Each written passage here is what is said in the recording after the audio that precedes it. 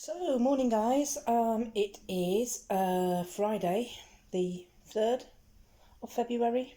Pretty sure it's the 3rd. So, it's actually Friday, the 4th of February. Things are, I've been sorting things out work wise. So, there are two jobs. There are actually four jobs that I've applied for that I'm going further with. But there are two jobs that I've gone much further with in applying. So one is a care job. Now it's self-employed. You go and train down in South Wales, and then once you've had your 5 day training there, they obviously do all your DBS check and everything when you're there, and your passport and all of that, and you get all this training for 5 days. And at the end of 5 days, as long as everybody's happy, you then should be offered work. And if you're not offered work straight away, they do say that they will be able to offer you something within a week or two. So I was very excited about it, but the costs are a lot. And they've sent me all the information to go down there, where to stay and all that sort of stuff. But they don't do live-in, or you can't stay at the training place.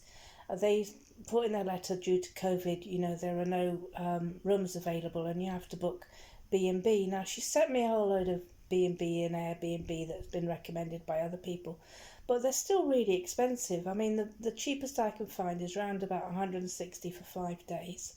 So I'd have to find that. Then I'd have to find my ticket down to South Wales and back again. Then they say that you have to buy your own meals. They don't even offer you meals on this training course. So they say, you can go into the town in South Wales and you can go, there's lots of shops there and you can buy your food. So nothing there is free. And I understand that. I do. And they seem like good people. But they are not a big company. So therefore, you do have to find all the cost yourself. I have carried on applying for a local job. Now this again is a big company, but it's a government. No, it's not a government run company. It's a company that does cleaning for government buildings. I am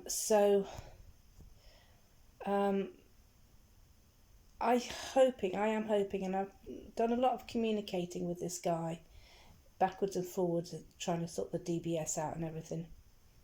That stands for you guys in America, that stands for Disclosure and Barring Service. Basically, it's like a police check of all your old addresses and stuff, and your name and address and all your old names and stuff like that. And basically, they do a check going back. I can't remember how many years it is, but they go do a check going back to see whether, I think it's 5 years of wherever you're living, to see whether you've got anything against you, any convictions or anything. And if I get through on that, and if I get an interview and I get the job, I'm going to do that, because I think I'll be able to start quite quickly. I was saying about it working for government, so it does cleaning for government buildings. I'm hoping that if you're working in government buildings, they're quite particular about looking after you and making sure that you stay, and don't send you into a government building and tell you that you've got to lock up at midnight. Make sure all the vehicles are inside and that everybody's locked and everything's locked and all the windows are locked and you're on your own, and then you've got to walk home at midnight. So I'm hoping that this company doesn't do that. So that's where I'm at the moment. I've got Universal Credit to visit on Saturday. You will get this update on Sunday. So anyway, I will catch you guys later. I'll give you an update after I've been to Universal Credit tomorrow, Saturday, and which will be yesterday when you get this video. Confusing, isn't it?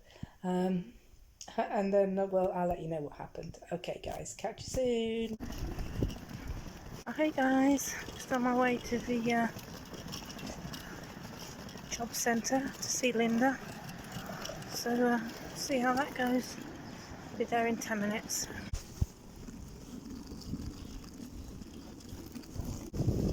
just on my way home now. So I had the meeting with them in UC, Universal Credit, and the lady was very nice. You know, they still have a format to follow, so she filled in all the forms, and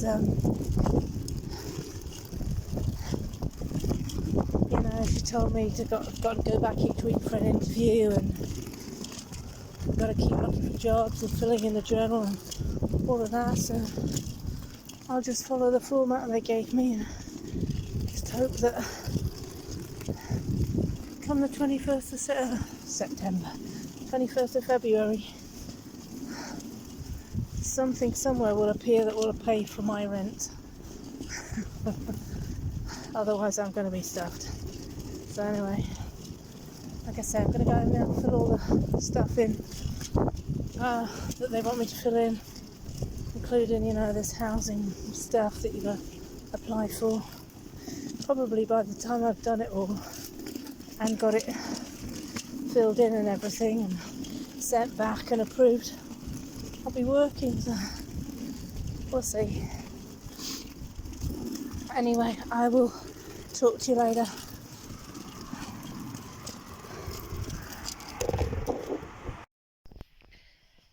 Good morning, guys. So it's Sunday morning, and I don't know, I fell asleep. I came home last night, I made me some dinner, and I completely forgot to video to tell you how it went at Universal Credit.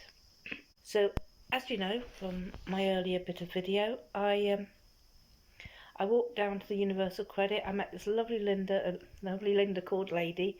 I met this lovely lady called Linda, and it was okay in there. I mean, I was really worried because when I used to work years ago, I used to volunteer in the job centres and put the cards out. You know, when you used to stand there and look at jobs. Some of you will know about this, others won't. But there used to be boards with jobs on, and you used to look at them, and then you used to. I don't know whether you could take the cards off. I think you just used to make a note of the reference, and then you'd go over to someone and say, "There's this job I've seen," and then they'd get it on the computer, and you'd go through it. Well, it's all very, and it's not like that anymore. It's just all very clean office-like when you go in there now and you wait for your appointment to happen, and then you go and sit at, by someone who interviews you with their screen on, you know, so you go through all the stuff.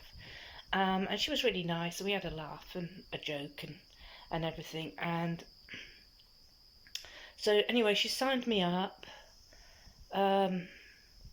And then, you know, I've got to fill this journal thing in. So basically they keep tabs on you very much by wanting you to fill in your journal every day about the jobs you're searching for, the jobs you've applied for, the jobs that, you know, how, if you're successful with them, if you're unsuccessful, why were you unsuccessful, you know.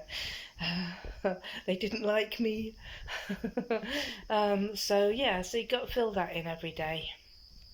And then you've got to fill in, you know, any earnings that you might get. But they also have this bit on there where you can get a loan out. So I am signed up for Universal Credit, and as far as I can read on the website, my first payment is on the 5th of March. Now, sorry, that was my other phone just letting me know that I've got a message.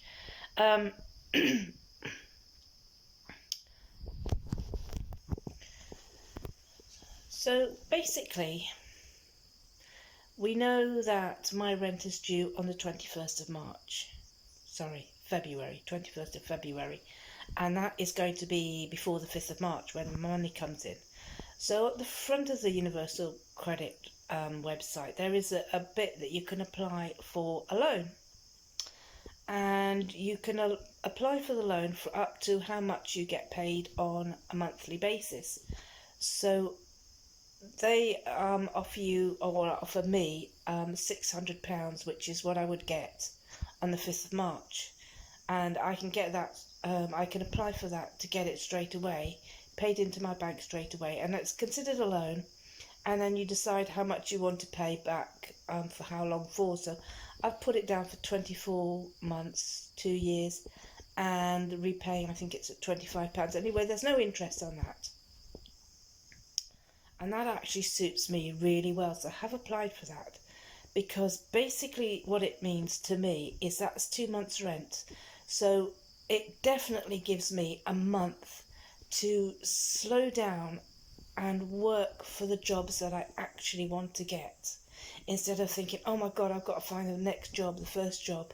And I hate these jobs that I've applied for just recently, because they're not me. I've just been scrabbling around thinking, I need a job, who'll give me a job? And then I just grab the first one that comes along. So now I've got time to choose the job that I want to take on, that's going to take me into the future. So I'm hoping that money comes through, and what I can do then is I can stop Universal Credit. I can stop any more money coming through. So I've just got this loan that gives me 2 months' rent.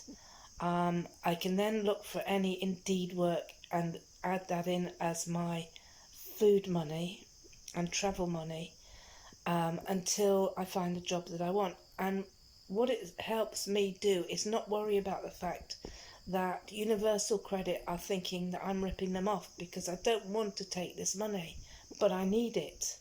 And I don't want to be on Universal Credit, because I've said before, I've been here before when my children were growing up and I was a single parent. You had to keep informing them of this and informing them of that, and if you forgot to inform them spot on, you've left it a week or whatever, they were on your case.